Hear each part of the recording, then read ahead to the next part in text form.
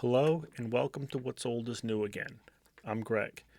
In this video, I'd like to highlight some of the past researchers and scientists that either directly or indirectly helped to pave the way for modern catastrophism, alternative history, and the possibility of an advanced antediluvian civilization. A few of these people did their work in the face of fierce criticism. A couple of them I have mentioned before. A couple set new standards in science. Some called attention to things that went previously unnoticed. In short, they all contributed in different ways and were noteworthy in their own right. Now, some here, if you choose to dig deeper, you will find weren't exactly the most upstanding people, especially by today's standards. But as I want to keep this a positive video and highlight their achievements, I will simply acknowledge the negative side exists without going to detail, and will leave that up to you if you choose to look further. So let's see who these people are. When I did a simple Google search on the father of catastrophism, the name George Cuvier came up, a name I was familiar with. Him being the father of catastrophism is the first of two reasons I'm noting him. Cuvier was a prominent French naturalist and zoologist known for his work in paleontology and comparative anatomy. His meticulous work was carried out at the Musée National d'Histoire at the French National Natural History Museum in Paris. Cuvier's primary focus was on classifying animals based on their anatomical structure, a method known as comparative anatomy. During his work, he realized that some of the fossils he was studying belonged to animals that no longer existed, effectively discovering extinction, which is the second of two reasons I'm noting him. He demonstrated that anatomical features could be used to reconstruct and understand extinct species. He published numerous influential works, including Lessons on Comparative Anatomy, which laid the foundation for modern zoological classification. One of Cuvier's most significant contributions was his theory of catastrophism, based on his studies of fossils in the Paris Basin. He observed that different geological strata contained distinct sets of fossilized species, with more complex forms appearing in younger layers.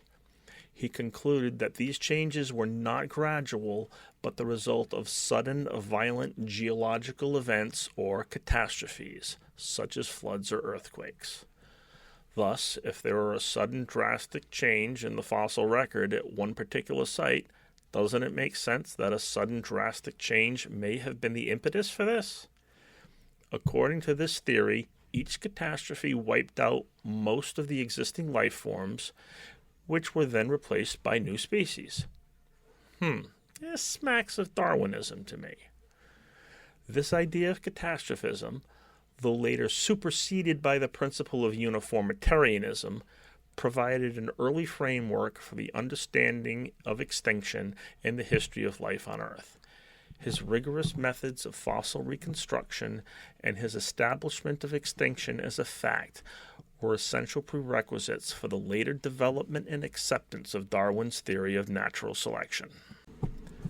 J. Harlan Bretz was an American geologist and one of the original catastrophists, best known for his groundbreaking and at the time controversial theory on the formation of the channeled scablands in eastern Washington state.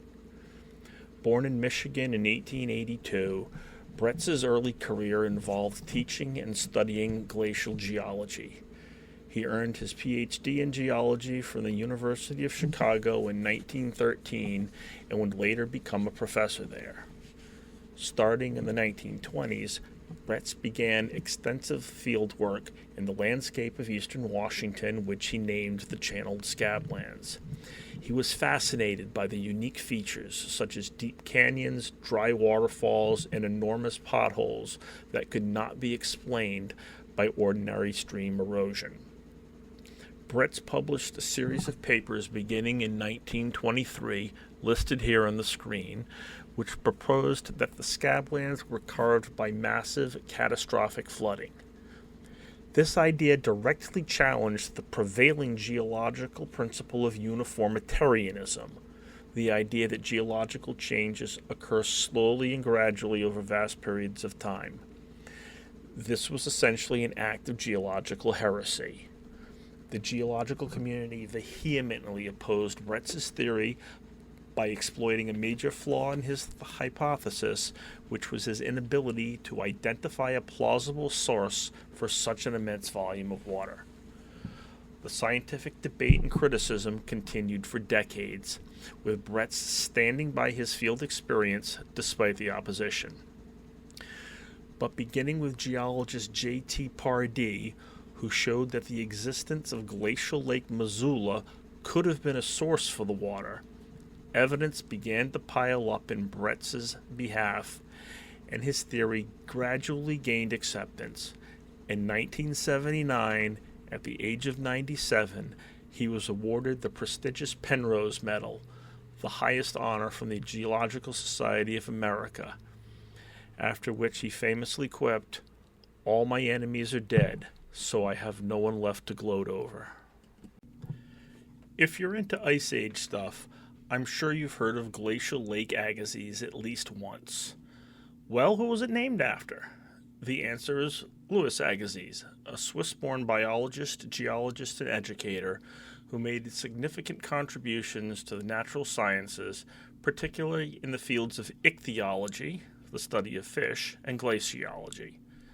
Born in Switzerland in 1807, Agassiz initially studied medicine, but his passion for natural history led him to focus on zoology, where he studied and published on fossil fishes, including a comprehensive 5-volume study that classified fossil fish and demonstrated their evolutionary relationships. I just think I might pass on reading this one. Sorry, Louis. His meticulous research and detailed illustrations set a new standard for paleontological study. Okay, so what does this have to do with having an extinct lake named after you?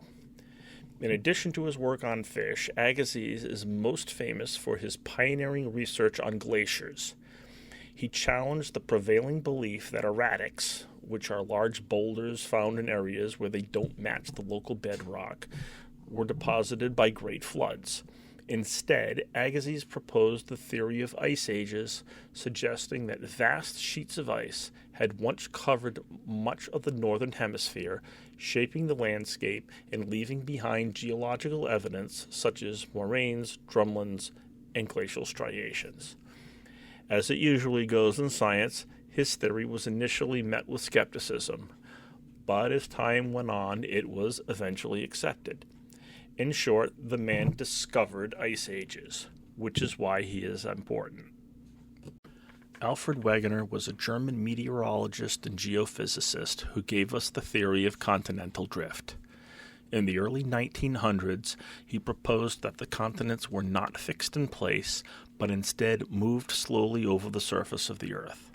He suggested that all the continents were once joined together in a single supercontinent, which he named Pangaea, and that this landmass broke apart with the pieces drifting to their present locations. Although his theory was initially met with skepticism and ridicule from the scientific community, have we seen this before? It laid the groundwork for the modern theory of plate tectonics. Wegener's hypothesis was based on a variety of compelling evidence that he brought together from a variety of scientific fields. He noted the jigsaw puzzle fit of the continent's coastlines, particularly the eastern coast of South America and the western coast of Africa. I mean, who hasn't seen or heard about this at some time? He found matching fossils of the same plant or animal species on continents now separated by vast oceans, suggesting that they may have once been a single landmass. Further, Wegener pointed to matching rock formations or mountain ranges that were once continuous. Despite his strong evidence, as usual in science with new ideas, Wegener's theory was widely rejected, like for decades. The main reason for the opposition was his inability to provide a plausible mechanism for how the continents moved. Tragically, Wegener died in 1930 during an expedition to Greenland, never seeing his work fully accepted. His ideas were revived in the 1950s and 60s with new discoveries such as seafloor spreading and paleomagnetism, which provided the missing mechanism for continental movement. These new findings led to the development of the theory of plate tectonics, which incorporated and validated Wegener's fundamental concept of a dynamic moving Earth. R.A. Schwaller de Lubitsch was a French philosopher, mystic, and Egyptologist who advocated that Egyptian civilization was far more advanced and ancient than mainstream academia told. Born in 1887, he studied chemistry and physics before becoming interested in alchemy and esoteric philosophy. He spent over a decade in Luxor, Egypt, with his wife and stepdaughter, meticulously studying the Temple of Luxor. He argued that ancient Egyptian architecture and art were not merely decorative, but were based on a sacred science that encoded deep knowledge of consciousness, mathematics, and cosmology. His most notable theory relates to the age of the Great Sphinx. De Lubitsch was the first researcher to suggest that the Sphinx was much older than the conventional dating of around 2500 BCE during the reign of the pharaoh Khafre. He observed that the severe erosion on the body of the Sphinx was caused by water, not wind and sand as was widely accepted. He realized and reasoned that this level of water erosion could only have occurred during a period of heavy rainfall, which in the geological history of the region would place the Sphinx's construction at a much, much earlier time, as far back as 10,000 BCE or even earlier. This idea was published in his book, Sacred Science, where it was picked up by John Anthony West, who passed it on to geologist Robert Schoch. Critics point to the lack of archaeological evidence for a civilization capable of building such a monument at that time. My perspective is, you don't need the archaeology, you have the geology.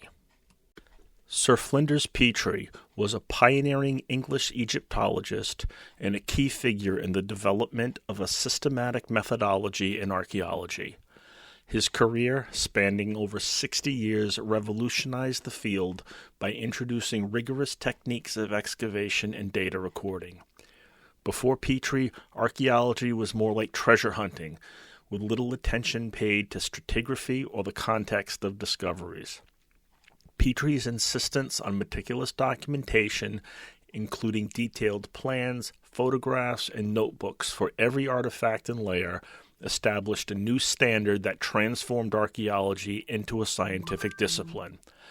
I have a brief passage from one of his books up on the screen that demonstrates just how meticulous he was. I'm not going to read it, but you can pause playback and read it for yourself if you so choose. His work provided invaluable insights into ancient Egyptian life and history. Another one of Petrie's significant contributions was his method of sequence dating. By analyzing pottery fragments from different levels of a site, he was able to create a relative chronology for a period before written records existed.